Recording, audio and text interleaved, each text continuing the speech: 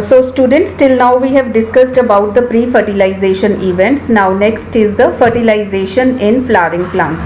Fertilization in flowering plants is also called double fertilization.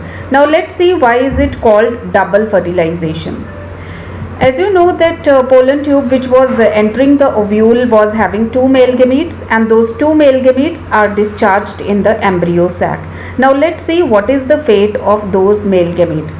One of the male gamete fuses with the egg to form zygote. Male gamete is haploid, egg is haploid, so the zygote so formed is diploid. And this zygote will later on develop into embryo, which will also be diploid. But embryo development we will discuss in post-fertilization events. And this fusion of male gamete with the egg is called syngamy. Why syngamy? Syn means fusion and gamy means gametes. So here fusion of male gamete is occurring with the female gamete. Then the other male gamete which was discharged in the embryo sac will move towards the central cell, and that central cell is having two polar nuclei, and that male gamete will fuse with these two polar nuclei to form primary endosperm nucleus, PEN, and its ploidy will also be 3N. And the central cell will now be called primary endosperm cell, PEC. So primary endosperm nucleus will later on develop into endosperm, which will also be triploid, but the development of endosperm we will discuss in the post-fertilization events. And here the fusion of male gamete with three polar nuclei is called triple fusion. Why triple fusion? Because three nuclei are involved in the fusion. One nucleus of the male gamete and two nuclei of the polar nuclei.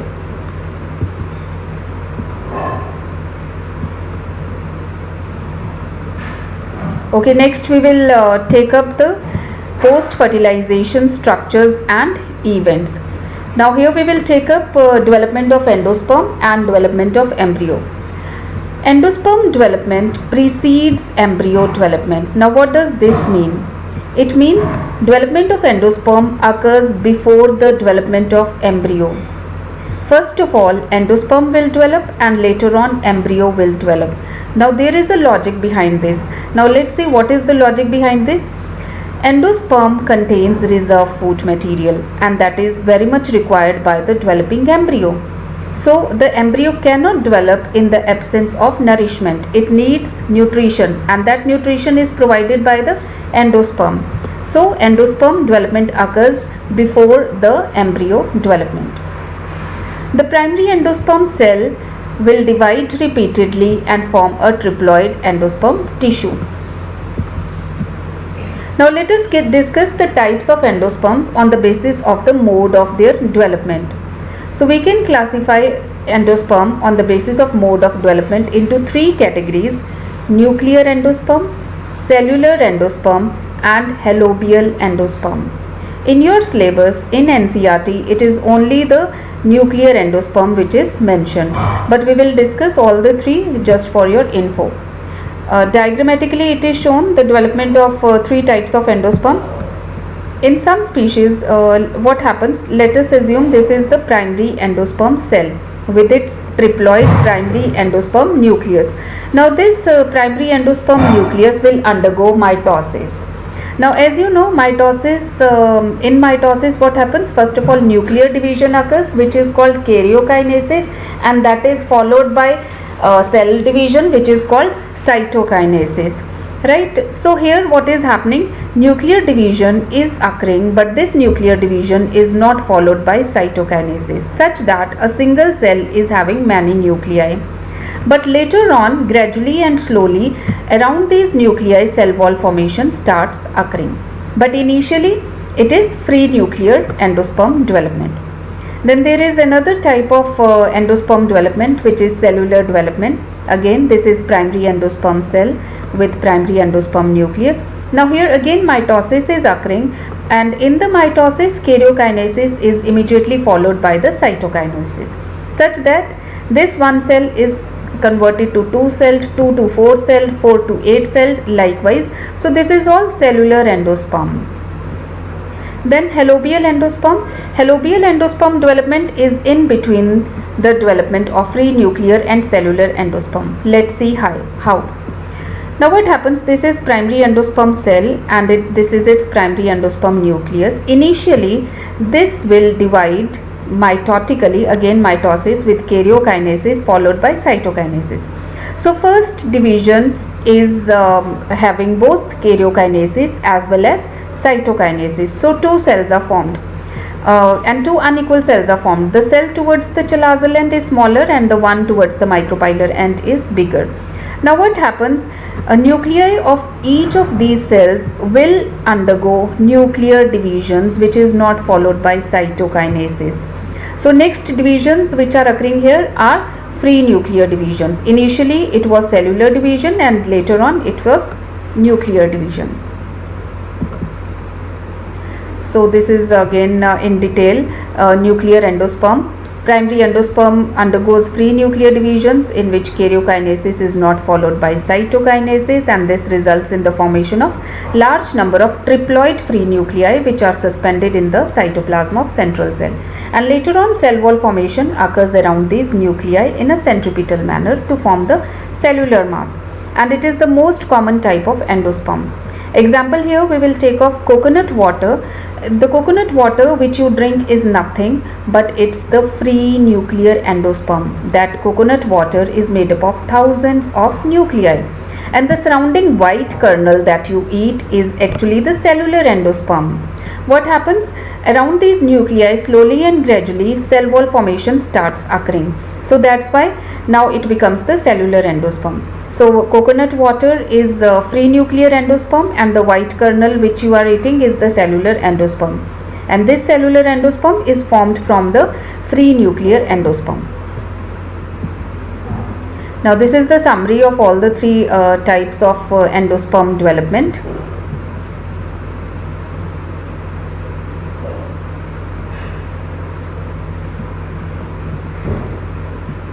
This we have already discussed: cellular endosperm, halobial endosperm.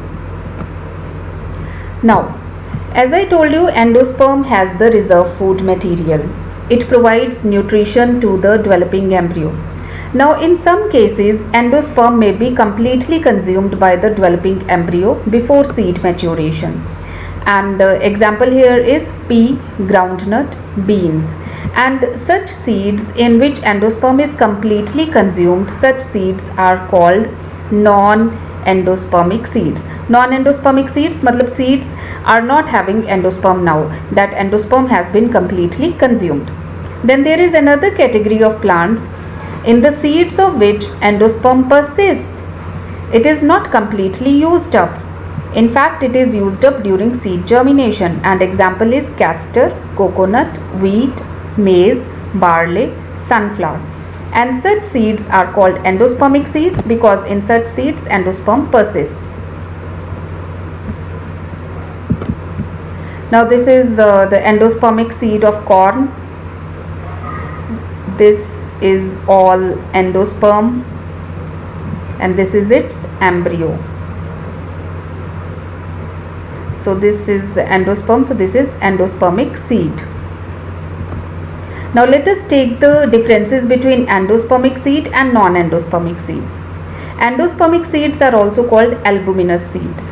Non-endospermic seeds are also called non-albuminous seeds. Now in case of endospermic seeds, endosperm is present, and in case of non-endospermic seeds, endosperm is absent. In case of endospermic seeds, food is not stored in cotyledons. Instead, food is present inside the endosperm. So here in this case, in the seeds of such plants, cotyledons do not have the food. But in case of non-endospermic seeds, since the endosperm has already been consumed, so cotyledons contain the reserve food material.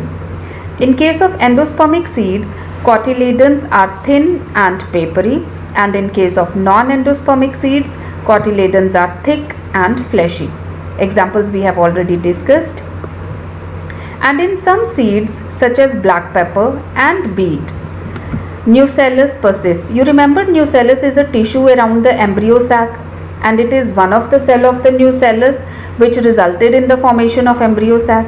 Now that nucellus also degenerates, but in some seeds this nucellus persists and this residual persistent nucellus is called perisperm. Now there is a comparison of endospermic seed and non-endospermic seed. You see here, this is the endosperm and this green cotyledon. Endospermic seeds have thin and papery cotyledons, and non-endospermic seed, as in case of pea, it is having thick and fleshy cotyledon. Now that was about the development of endosperm. Now let's take up the development of embryo. Embryo development will obviously occur at the micropylar end because zygote has been formed at the micropylar end, and most zygotes divide only after certain amount of endosperm has been formed. So this was the primary endosperm nucleus. This will divide and redivide to form the endosperm. So this is all endosperm with the reserve food material, and then zygote will start its journey towards the embryo formation. Now what these are the sequence of events which are happening in the zygote. Now all these events are occurring here inside the embryo sac. Now let's see what is happening. This zygote is undergoing mitosis. It is becoming 2-celled, 4-celled likewise, and this stage is called pro-embryo, and later on these neck cells appear. Actually these neck cells are called suspensor, and these neck cells, they will indulge this embryo into the endosperm. They will embed the embryo into the endosperm so that embryo gets nourishment from the endosperm tissue. So this is the development of embryo. Zygote will develop into pro-embryo. Pro-embryo then turns into globular embryo depending upon the shape of the embryo. Then embryo becomes heart shaped, and then finally it matures. Now this is actually the development of a dicot embryo with two cotyledons, plumule and reticle. So I hope it's clear to you all. So embryo development, what are the stages of embryo development? Pro-embryo, globular embryo, heart-shaped embryo, and then finally mature embryo inside the seed. Now this is the structure of a typical dicot embryo with its embryonal axis. This is the embryonal axis and its two cotyledons. The portion of the embryonal axis which is above the cotyledons is apicotyle. This part is called apicotyle, and it is terminating into a plumule, and this plumule will later on be forming the stem tip or shoot tip. And the cylindrical portion below the level of hypocotyle, below the level of cotyledons, is called hypocotyle, and this hypocotyle is terminating into a radicle, and this radicle will later on develop into the root, and radicle is protected by the root cap. Now let's talk of the embryo of a monocot plant.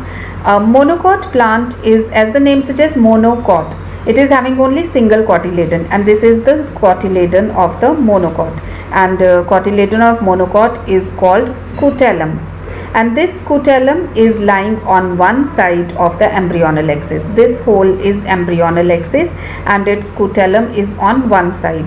Its endosperm is, its cotyledon is on one side.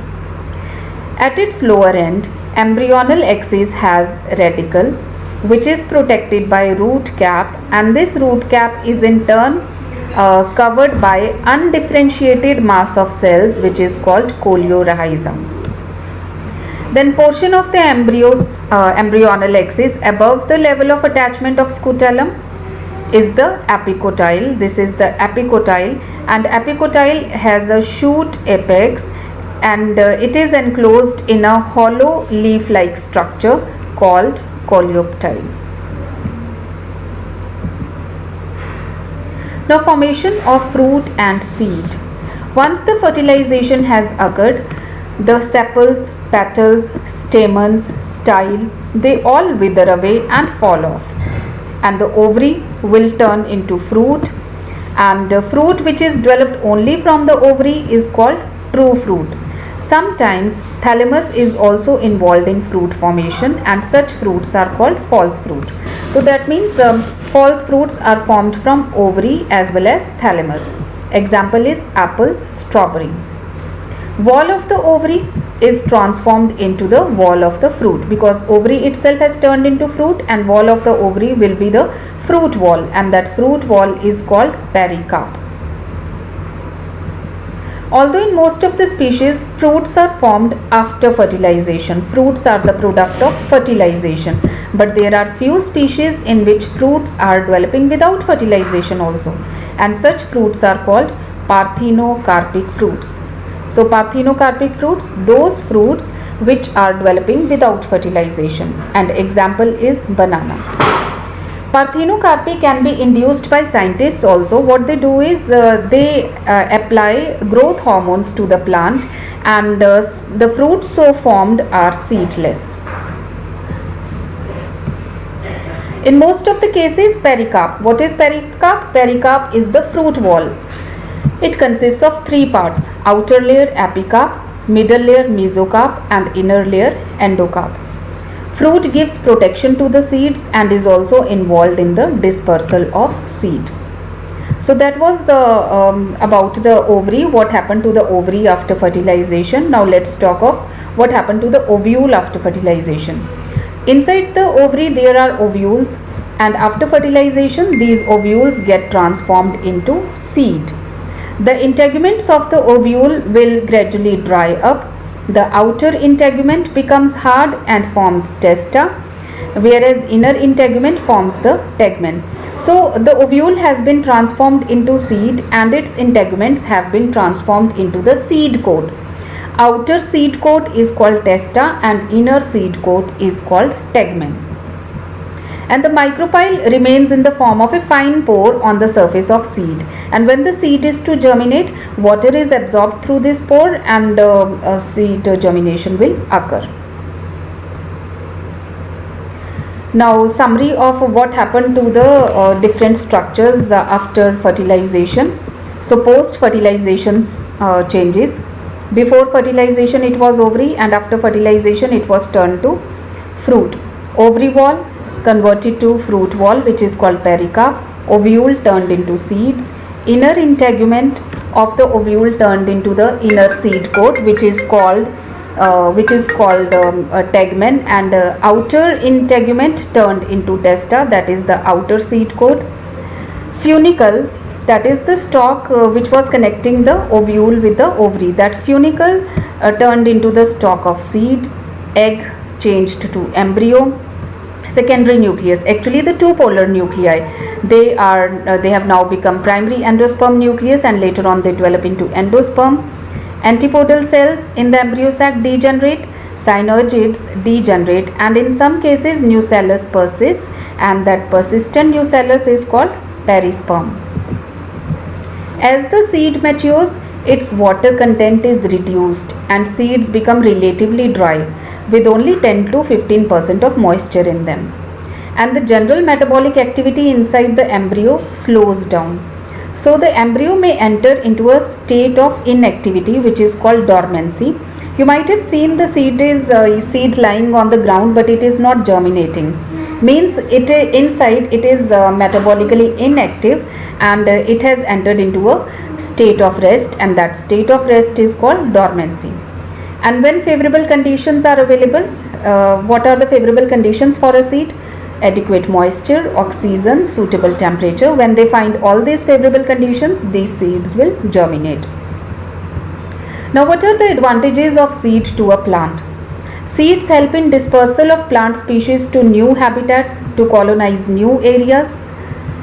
Then, as the seeds contain reserve food material, so young seedlings, as far as they are not carrying out photosynthesis, so they need some nutrition. So that nutrition they are deriving from the reserve food material in the seeds. The hard seed coat provides protection to the young embryo.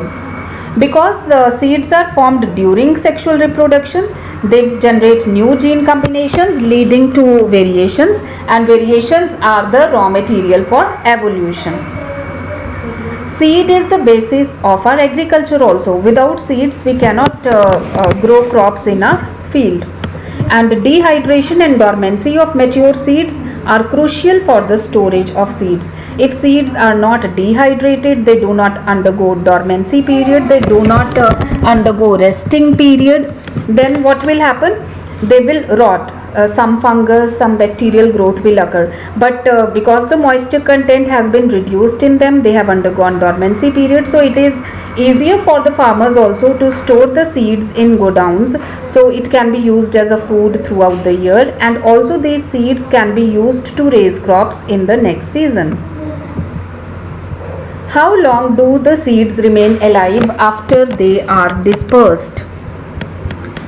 Like the pollen grains have the viability period, similarly seeds after their dispersal, they have some viability period. They remain alive for some period only. In few species, seeds lose viability within a few months, and in other cases, seeds may live for several years also. Some seeds may live for hundreds of years also.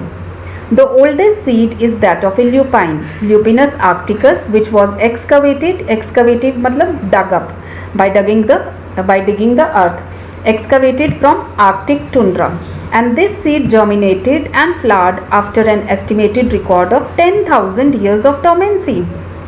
It was in dormancy period for 10,000 years, and when it was taken out of the earth, it immediately germinated. A recent record of 2000 years old viable seed is of the date palm, Phoenix dactylifera. It is discovered during excavation at King Herod's palace near the Dead Sea. So let us take up some questions to see how much we can recall. All the best to you all.